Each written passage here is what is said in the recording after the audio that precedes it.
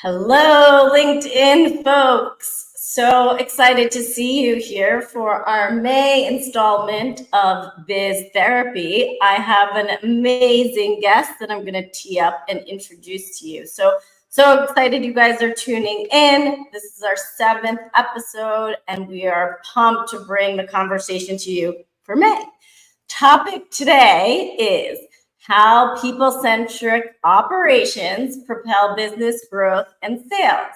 We are going to peek behind the curtains and talk about the not so sexy, but we think sexy side of operations with Jennifer Yates, champions a people-first approach in a field often mistaken for just numbers, logics, and boring processes, but it's not that. All right. Super excited to have you, Jennifer. We were just talking behind the scenes about how we met on LinkedIn, which is amazing because this is our LinkedIn Live series. And I'd love to have you introduce yourself and tell people about what you do, because I love talking about operations, but I think this is a different take on it. It sure is. Stacy, thank you for having me here.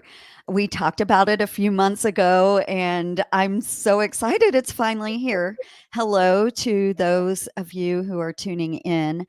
My name is Jennifer Yates. I founded a company called Roux, Roux, and yes, it is named after that stuff you make gravy or bechamel or gumbo from. And the story of that is it takes simple ingredients and puts them together to make a cohesive, thickening, binding agent that turns into something delicious. I am from rural Louisiana. I grew up on a rice farm. And so that's kind of a nod to that. And my company, Roux, is a business operations fractional leadership company. And it's a solo company, so it's really just me. And I have come from 27 years in corporate and other spaces, which I'll get to in a second, where I spent time in all kinds of roles, from building statistical models to being a product manager for software, a technical product a technical project manager, a product owner, an enterprise project manager, all in tech. And I also spent my most recent time in corporate as the VP of business operations for a firm that helped emerging food and beverage brands get launched and commercialized and operational. And I helped those teams get more efficient and more aligned with their strengths. And so, when you asked me about coming on here, I guess I'll get into the operations piece in a second, but I do want to talk about kind of the other spaces I've been in. I started my career a long time ago teaching university level geography. I So love this about you. I learned this about you on LinkedIn, actually. yes, and I can talk to you about geography all day long. It's really the way I see the world and business. I also am a self-taught bass player. I played bass in punk rock bands. I am a beauty school dropout. I have co-founded an arts fair that was interactive. I've done a lot in both my professional and private time.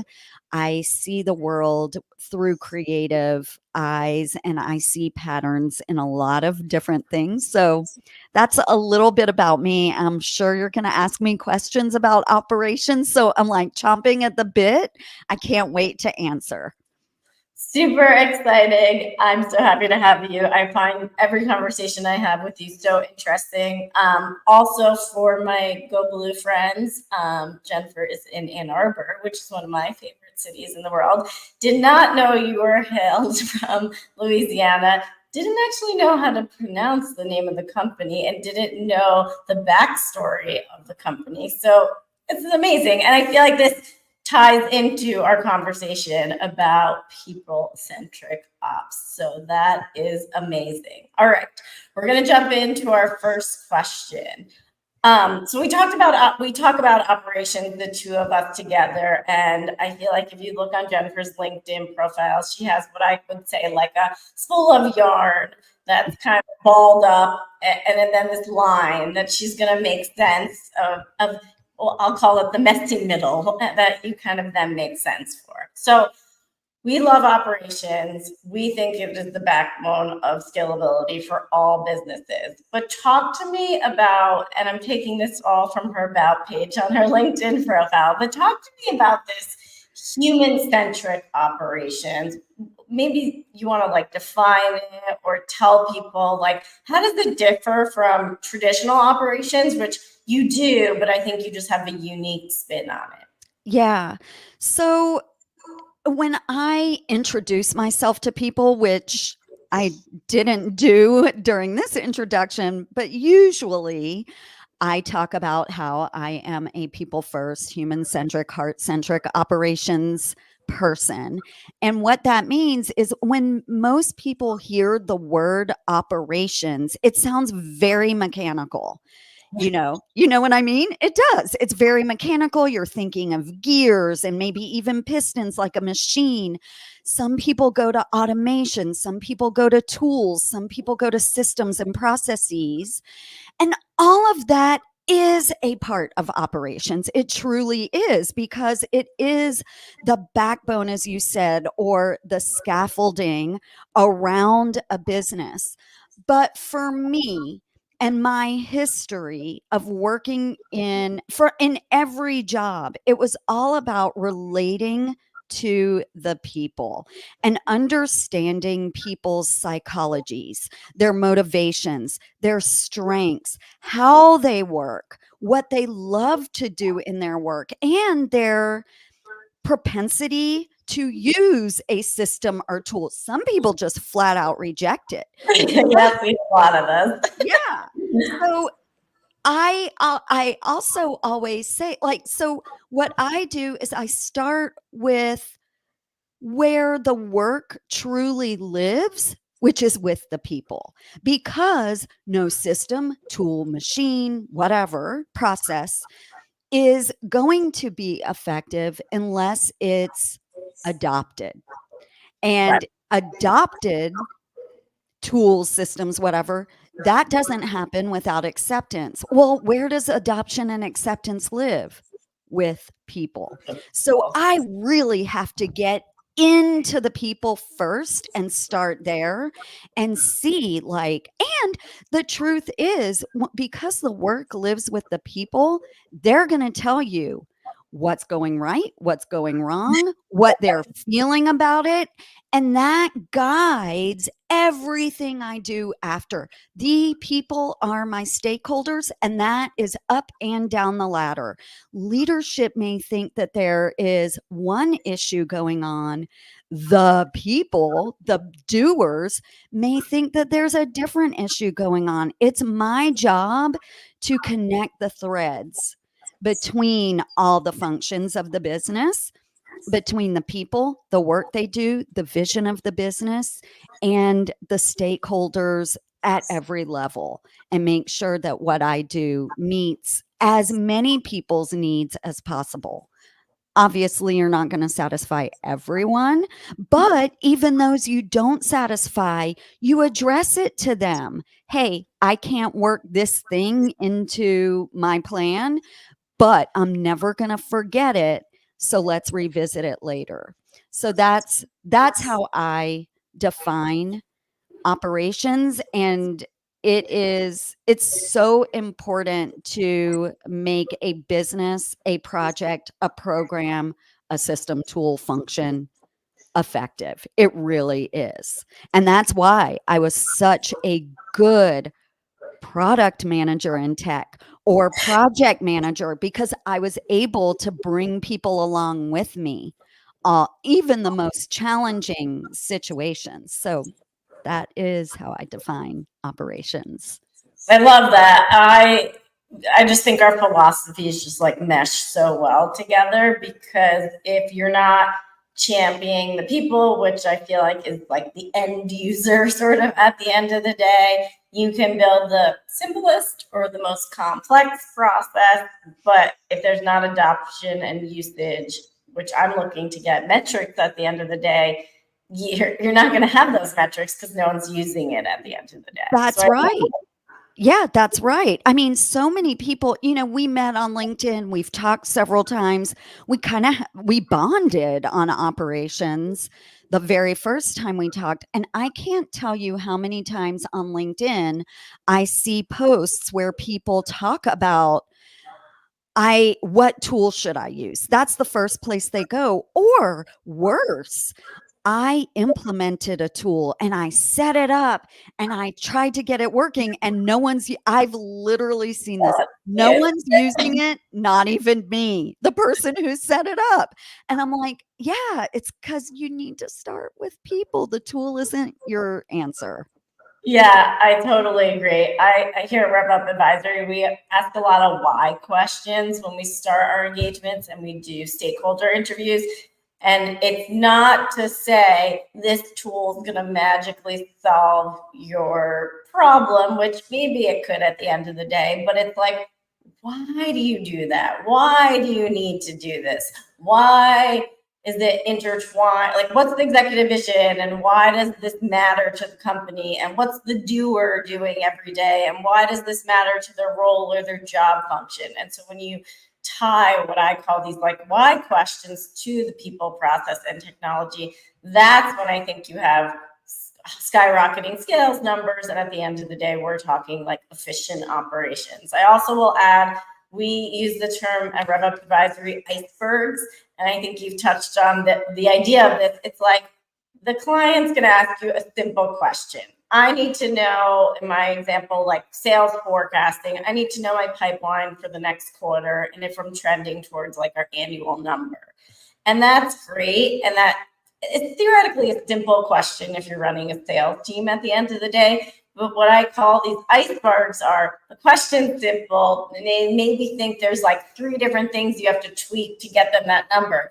But I might have to build with my technical ninjas and wizards 17 to 20 things like on the back end to make that possible, along with adoption, awareness, and training. And so I like to call those icebergs. And another thing I think you hit on is what I call the 80-20 rule. So we're never going to solve for everything at the end of the day. It's just sort of impossible. So let's solve for 80% of what the business needs. And then I feel like that 20% is gray. So it's like, oh, this client's grandfathered in, and so their contract's all wonky. Okay, great. Well, we're not going to solve quoting and contracting for this one legacy client that's grandfathered in. We're going to solve for the 80% of clients that follow more of like a standard process. And so I think operations isn't always perfect. It's going to get you to a much better place. It's going to scale your business at the end of the day.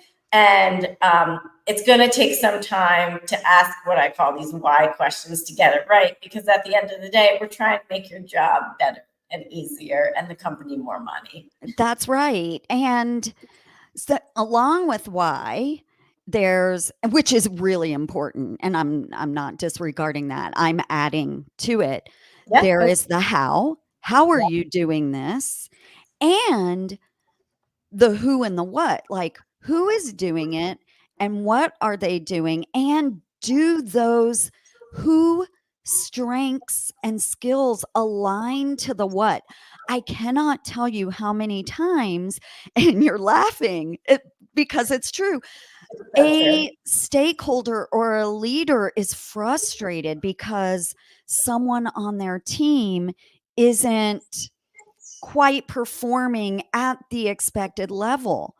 But when you talk to the team member and really understand, get into some of the nuance of what they're saying, you can see sometimes that their strengths aren't aligned to the work that's being assigned. So all you have to do is shuffle that, then everyone shines, everyone's happy, and everyone feels like ready to scale or grow or whatever it is. So that's also important, to understand why, like you do, how, who, and what. Yeah, I agree. And I feel like this is a different take on operations. So, and we've probably sort of answered it, but just to give your sort of stake in the ground, why is it so important to focus on, for your opinion, like the people over the processes at the end of the day? Because what does that do for the business at the end of the day? And what's your kind of take on why this should happen versus let's just focus on the tech, and you have like a technical background, so you know there's so much the tech can do, but what Yeah. happens when you bring that human element into it? Well, the first thing is that you don't, just coming in with fresh eyes to a situation, you don't know the environmental or cultural constraints. And if you just, kind of bulldoze some tech onto a team, you honestly do not know their propensity to use it, just like we've been talking about. But beyond that, like I've worked in teams where they come from either a different cultural background or an industry cultural background that I wasn't familiar with. And So you don't know whether the tech actually matches the work they're doing, plus the culture of that industry. And so, starting first with the process, it's kind of like an architect starting with the roof instead of the foundation. Everything falls apart, truly. So, there was a time in corporate when we were building an entirely new software platform. And my team, the entire team, except for two people, were in India. So I had 13 people on the team, 12-ish were in India, plus me and one other person based in the United States, and one and a half because there was another person.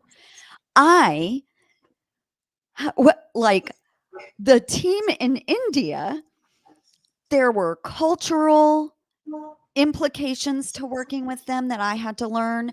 There was a kind of an embedded hierarchy on the team that I had to understand.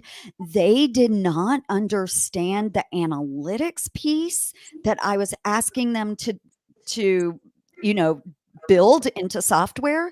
So that was a huge, like, I couldn't just come in and bulldoze, like, okay, here we are, we're going to use a tool, Jira, and everything's going to be shoved down your throat through Jira. I had to really work hard to do some change management, which is a huge part of operations, because operations is usually going to change something in the yeah, way the organization works. So I had to understand their motivations, their strengths, how the team was functioning in and of itself when I was asleep, and really understand what I could do with them to deliver on this project. So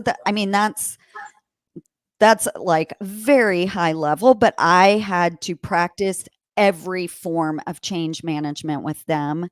It was probably the biggest mountain I crossed in my professional career, and it is also the most satisfying.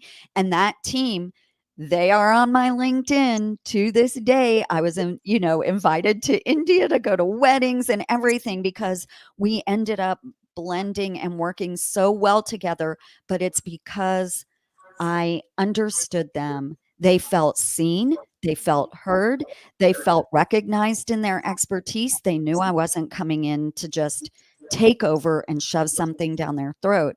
And that example is the way operations, in my mind, really should work with every single organization or a part of an organization. I love that. I love that.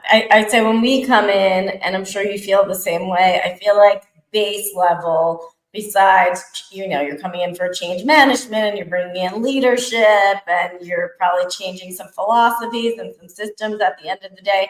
But I feel like you need to build trust at the end of the day, base level within a couple of weeks to like the first 30 days in my mind of an engagement, because I think when you build that foundational trust, you're going to actually unlock, like I find that when we go into clients, we hear and are told things that senior management will never hear or be told. And then we can deliver it to them in a way that's like, hey, here's the problem, but here's 3 solutions of how we're going to solve for this problem. And is this problem even a priority in your sort of executive roadmap?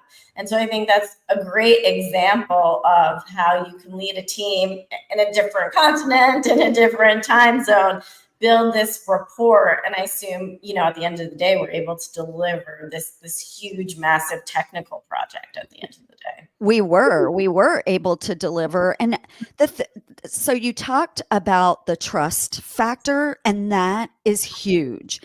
And you can get that trust going by sharing knowledge, by sharing information like, here is the vision for the project, by sharing and celebrating the team's expertise, because then they know you're not hoarding power, you're not hoarding strength, you're not hoarding knowledge. You are truly letting the team shine in their expertise, that is my role, is to elevate others to shine in their strength and their expertise. So like in that situation, if I had a demonstration to give to a client and the time worked out, I would invite the team onto that demonstration and I would introduce them. These are the experts that are building your solution. And those little gestures go a long way. I wasn't going to, I wasn't going to keep information to myself like, well, the analytics piece. Like I would train them. These are the terms we're using. This is what it means. Let me sit with you and walk with you. You do need that trust factor to be effective at change, at operations, at whatever process or program you're rolling out. And that is the first thing. That's the first thing I do. I talk to every single person in depth as much as I can, because I want to learn from them, but I also want them to experience from me that I am not here in any other way or from any other motivation than helping them be successful and grow in their own position with the company. Yes, I want to give you like a virtual hug, because I feel like we have the same philosophy at the end of the day. I mean, we're saying at the end of the day, we want the company to succeed and get more sales and revenue at the end of the day. But we're talking about the same common thread. Like, let us understand the intricacies of the business.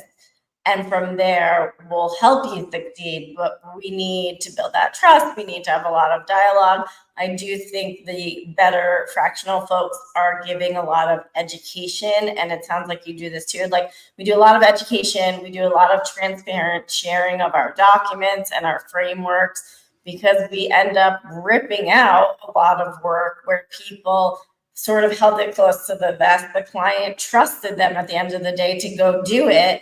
But now they're at a point where things are broken, people are unhappy, they can't answer questions, they don't have a glossary of definitions, and we're trying to make sense of it all. And the internal stakeholders are just like, I don't know, we just trusted that it made it happen. So I'm sure you've seen that also. I have, and I'm going to add one other thing I just thought of too that I tend to do a lot is I lean on team members to lead certain exercises or ceremonies or functions or whatever that's based on their not only their strength, but what I see as their potential. Like I can pick up, you're reading people and you see the nuance in them. So it's like, I think they would be a really good SME for this tool, or they would be a really good leader for this practice or this program or whatever it is. And I tap them and say, "Hey, why don't you join me and let me teach you how to manage and lead this thing?" Because then they grow and they're like, "Whoa, oh my god," you know what I mean? Like, I get to lead. So, like, back to that team in India, we round the room, like, each person got a chance to lead a certain thing, function, or, part of the project. Maybe this one led all of the report generation, that one led something else. And people really got excited and motivated because then they became the experts. So I talked in the beginning about how operations is kind of the scaffolding. One of my favorite things about what I do is we can peel away walls of scaffolding, and then the humans and the teams, they stand up on their own.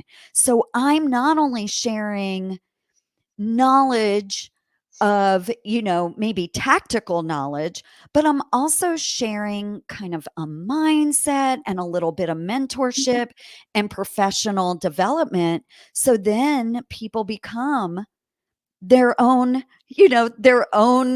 leader. Well, And I love that too because it makes room on both end. Like I make room for someone to come in and take my spot. Yay, because I want to work myself out of a job, and then that person moving into my spot or some other leadership role actually leaves space for someone to take over their role. So everyone's growing into their potential, which is I another love function of operations in my mind.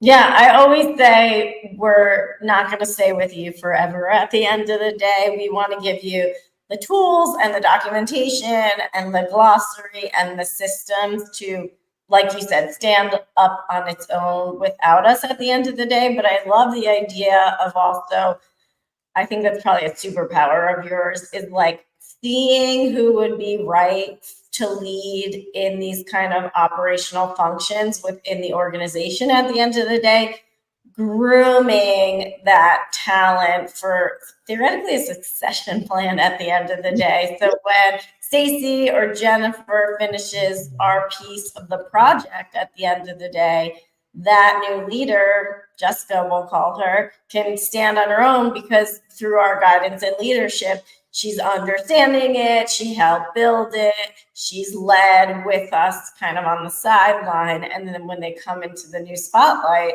there they are. And I think that is just so important. And that probably brings that people-centric operations to a head. It really is. And, businesses truly benefit from all of these practices because not only are their people growing, but their tie and to the work they're doing grows and becomes more connected. And when that becomes more connected, the business grows and profits, and there's less churn of employees because they're growing into a different role, a different function, a different way of working with the business. That benefits everyone, including top line revenue. Exactly. And it's so important. And I don't know if every company really thinks about that. I think the better companies do. But the fact that you want to have longevity with the company, you want everyone to understand the executive vision, you want the systems to function efficiently. Like there's so many facets to growing the business at the end of the day. But and we know, and it's that yarn image, it's all interwoven and intertwined. And to me, it's like the strategy piece with the vision that ladders into the tactical, which I think we're talking is more like operations. How can the system work for Stacy and how can the system work for Jennifer? But it's the same container, but we're different people at the end of the day.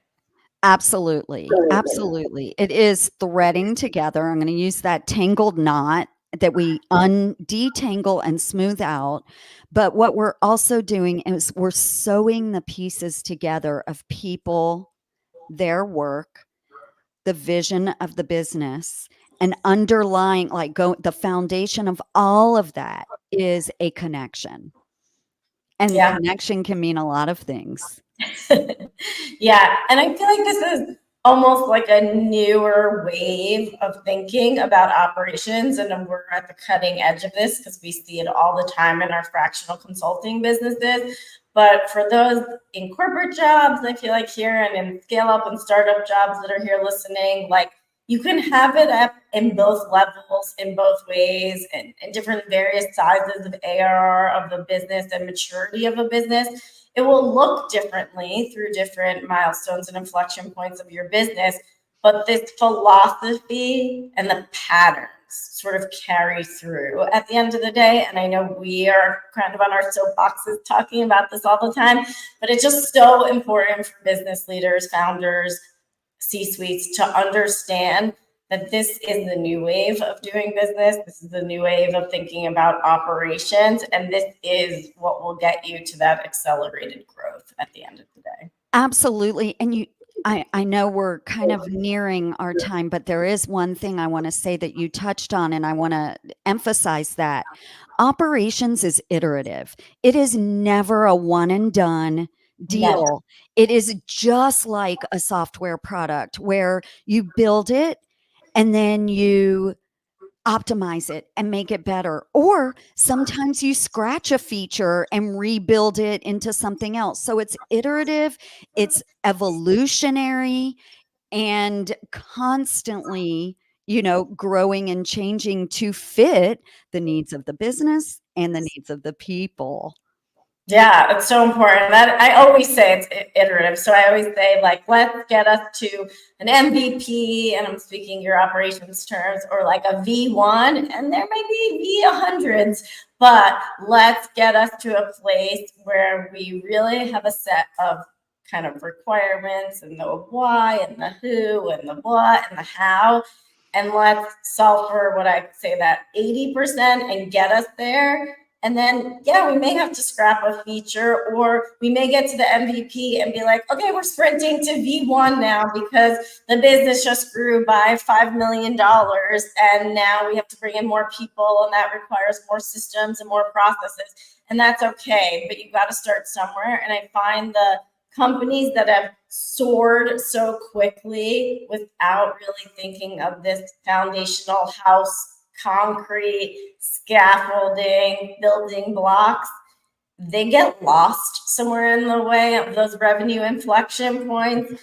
And that's when their growth stalls. And that's where they come to us, and they come to Rev Up Advisory at the end of the day. But if they thought about it as they were scaling, it's just a better way to do it. I know it's not always possible for businesses, but it is an iteration at the end of the day. Super important. It really is. Yeah. All right, so we're almost out of time. I'm going to give two last questions. How do you see the role of operations evolving in the next 2 years or 12 months? I feel like people always love to look 5 and 10 years down the road, but that feels so far, especially in ever-changing startup and scale-up companies. So, like, I think this people-centric ops is a new way of thinking. I think it needs to get to the masses a bit more still. But how do you think operations evolves more in the short term? Yeah. So, to mention LinkedIn again, I get so many comments on my little, what the tagline or whatever that's underneath my name and my about. And people comment on that saying, "Oh my gosh, this resonates with me. I don't hear operations talked about this way. So for the future, my generation, I'm Gen X. My generation is getting older. The younger generations are a lot more people focused than my generation was coming up. Like, so I do see the human first piece of operations becoming a bigger, more important piece of a business's function. And it's funny too, before I left corporate, I was asked by the clients of our business, I want to understand my employees better and how they work and their strengths and what they're motivated to do. I want to understand their communication styles. Leaders of those client companies were contacting me to make recommendations for them. Those leaders are the younger leaders who are building businesses right now. So I do agree with you that this way of looking at operations as a function of the business is the machine part of it will never go away. Automation process, you have to have it. But to build the machine to fit the people and understand, really, truly understanding humans and human nature it's growing. The importance of that is growing. And I think that businesses truly do want to understand their people better and work within those personalities. I love that. I love that. And I see that every day because I think our stakeholders are maybe a little bit on the older side, but the end user are definitely mid to younger side. And so it's blending those generational gaps. I mean, I have two little kids, and my kids are always like, "What did you used to watch on Netflix when you were a kid?" And I was like, "We didn't watch Netflix when I was a kid." So it's just like one silly example, but it's different. What did you used to play on your iPad? What apps did you use? Well, computers and phones came in when I was in like high school and college. So it's just different. Wasn't four with my iPad and clicking away.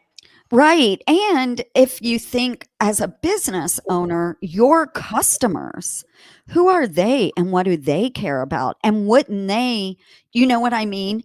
So if your customers care about human connection and eh, human motivations and treating humans better, they are going to want, like, that is something that they would want to know about your company. Yeah, we work with a company that's in the hospitality industry, I'll call it, in like GPOs. And their past clients were a little bit older and they wanted to call in by phone and talk to someone and have a whole song and dance, like an hour conversation that could have took 15 minutes. But the new generation that's taking over, who's their ICP, doesn't want to talk to anyone. They want to go on the computer and they want to find the answers and they want to be able to do it themselves. And that is catering to a different audience. And so we at Rep Up Advisory have sort of helped them move into more of like the 20th century of saying, they don't want to call you anymore. They don't want to talk to you anymore. They want to find the answers in your platform. So the chatbot or the knowledge base, or you create some Loom videos or some tutorials, that needs to be disseminated and like widely circulated through all your customer base, because they're not calling you anymore to ask the questions. They just don't have time.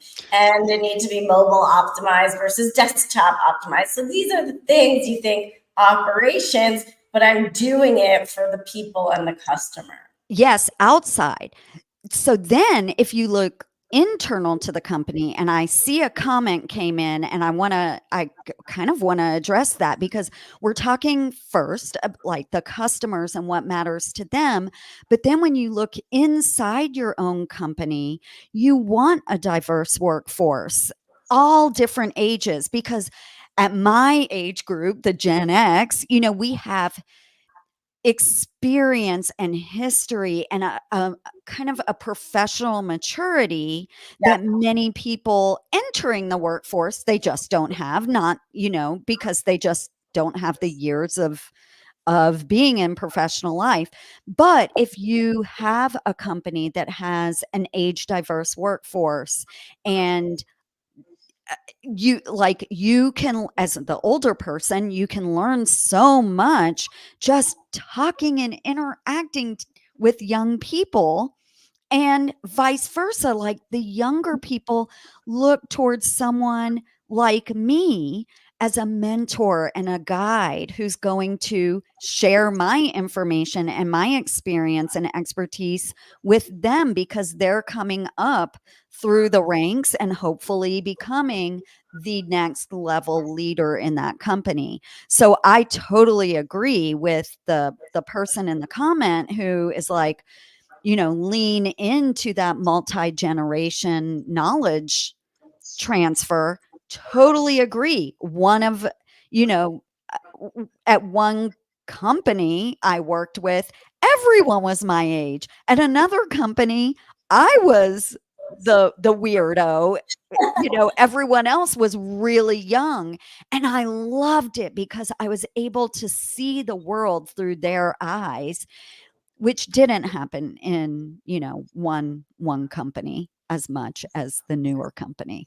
Yeah, I feel like I'm kind of, I don't even know what they consider me at this point, but I'm like the bridge between the old generation. I had my first job at Condé Nast, and I had to sit at my desk, and I could not leave until my boss walked out the door, whether that was 5 o'clock, 6 o'clock, 8 o'clock, 9 o'clock. I was in New York City, so it depended. Like, I would never leave before my boss walked out the door. But Right. then I'm with the newer generation that's like, 3 o'clock, my work's done. I'm going to a spinner yoga class. Like, you had a deadline for me. I got it to you. And even if I'm still there working, they're like, bye, see you. Send me a message when you have some feedback. And so I feel that I'm in a really unique position where I sort of bridge those two generations, or whatever you want to call us. And I find it fascinating because you can learn from each side. And that's a great comment. Thank you, Bobby. That was Bobby's comment. Yeah. Amazing. So I wanted to wrap this up because we're basically out of time. I want people to know where they can find you, Jennifer, how they can get in touch with you, and anything else that you would love to share with our audience. Sure. So one of my favorite places is LinkedIn. My profile is Jennifer A. Yates. So that's two N's, one R, Jennifer A. Yates on LinkedIn. You can also, if you want to hear more about how I think, you can subscribe to my Substack, which is called Ooh, The Gravy. love that. Yeah. Throw it in the comments on our event page because I am not a member or subscriber. So you just got a new one by me. Yeah, and I don't publish that often. It's more of my deep thoughts. So I do get in there and talk about change management and delegation and just different things I'm going through in my business. I talk about MVPs and desire paths. I it's like a deeper dive. So thegravy.substack.com, and then my website is workwithrue.com, and that's work with ROUX.com. Those are my three main places. Amazing, Jennifer. A pleasure to have you. I love that we've connected through LinkedIn. Every conversation that I have with you, I learn something new about you and something new about business and operations. So I appreciate you taking the time out of your day. Thank you for being our guest for LinkedIn today. Thank you for having me. I feel like the queen of people-centered operations. You So thank are you. LinkedIn. You heard it here first. Jennifer Yates. And you're the queen of rev ops, and I so appreciate, same, I always learn something new about you and the way you think, and it helps me. So thank you for having me. Amazing. Thanks for all of our folks in the comments and live here. We appreciate you, and we'll be back for another installment in June. Thanks so much.